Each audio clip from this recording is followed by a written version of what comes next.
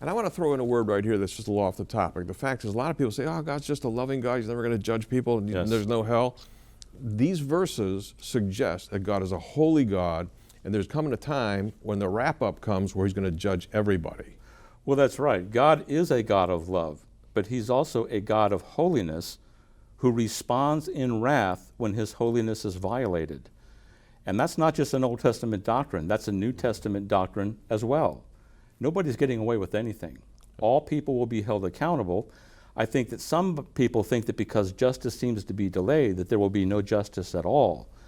But stay tuned for the tribulation period. That's when God's great wrath against the unbelieving nations will finally fall. Yeah, and the good news about that too is that Jesus went to the cross and he paid for our sin. He took the wrath of God for Yes. us. And if you're living without a personal relationship with Jesus, you're holding on to your wrath coming your direction yourself when you don't have to. Give it to Jesus. He pays it all. You get off scot-free. It's a gift that God gives to you.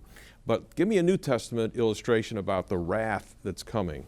Well, Jesus in Matthew 24 in the Olivet Discourse, Jesus said, "For then there shall be great tribulation, such as was not since the beginning of the world to this time, no, nor ever shall be. And except those days be shortened, there shall be no flesh saved. For the elect's sake, those days will be shortened." So this is a time of wrath that's in a class all by itself. Yeah, and this is what Paul was talking about in 1 Thessalonians here in chapter 1, is that this coming wrath, they were waiting for a Son from heaven who delivers us from that coming wrath, to keep us out of it altogether.